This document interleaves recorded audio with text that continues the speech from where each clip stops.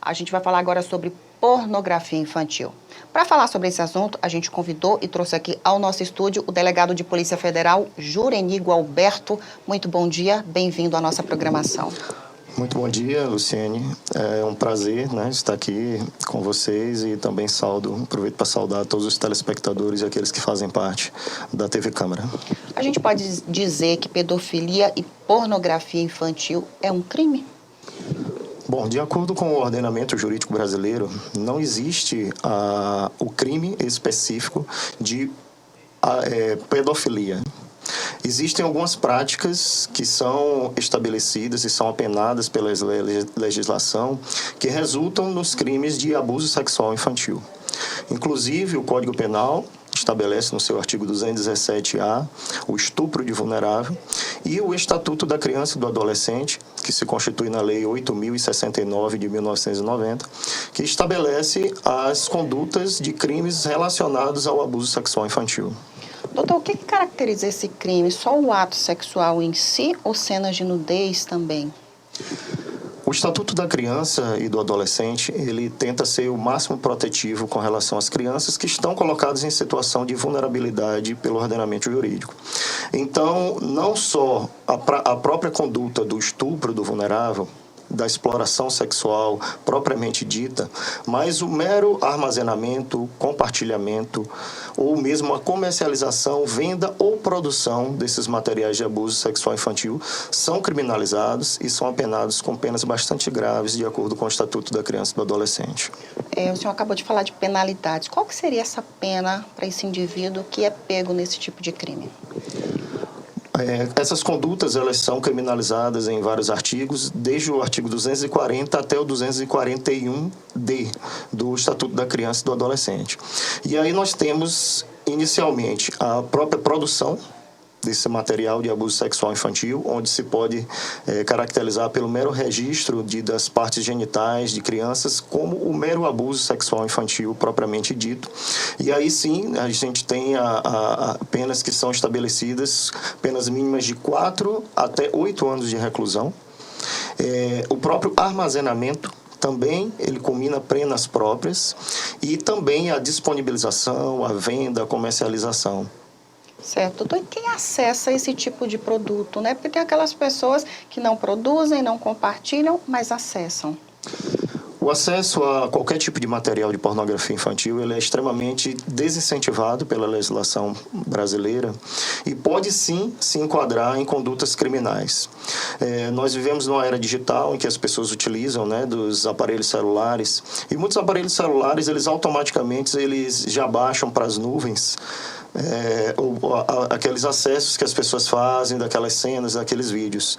Então, se ficar caracterizado o armazenamento desse tipo de material, a pessoa pode ser apenada, pois incorre na conduta de armazenamento de material de abuso sexual infantil. É possível traçar um perfil desse criminoso?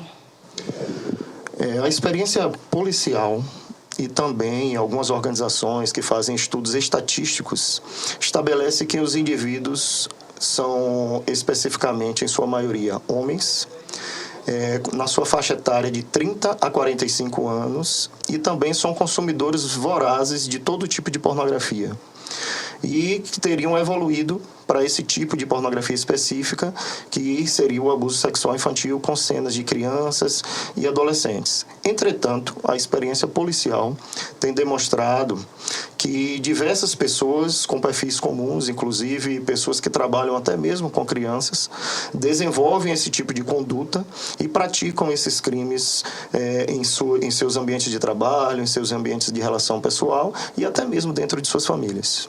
Como é que é o trabalho da Polícia Federal na região oeste da Bahia? Existem casos desse tipo aqui?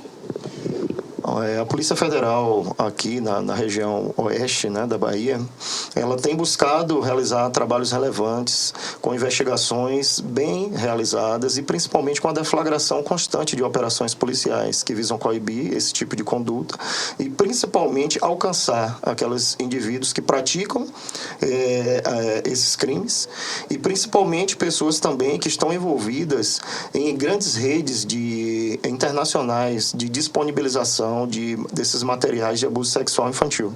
Doutor, é um crime muito comum? Infelizmente, na nossa sociedade brasileira, em que o acesso à internet tem sido cada vez mais próprio, utilizado pelas pessoas, muitos desses criminosos têm utilizado, principalmente do ambiente cibernético, para cometer esse tipo de crime. Então, é uma prática, infelizmente, bastante comum. Ela não acontece somente na presença das pessoas ali no seio da família, mas principalmente através do ambiente virtual, onde eles criam redes internacionais de pessoas que consomem esse tipo de material e, inclusive, incentivam outras pessoas a produzir esse tipo de material, assim como realizam a venda, a comercialização, a disponibilização, o armazenamento, até a troca desse tipo de material entre essas pessoas. É possível denunciar? Existem aquelas denúncias anônimas? E para quem denunciar?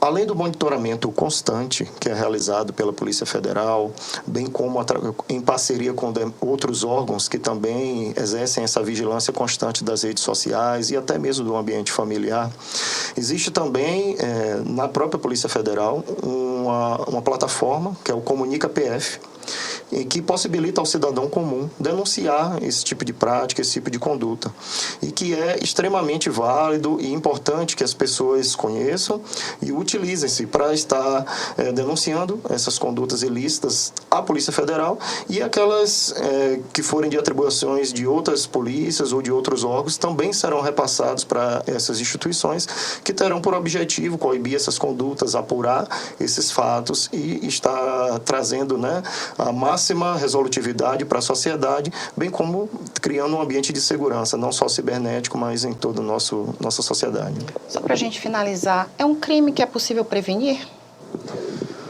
A prevenção do crime, de abuso sexual infantil, ele deve começar principalmente em casa.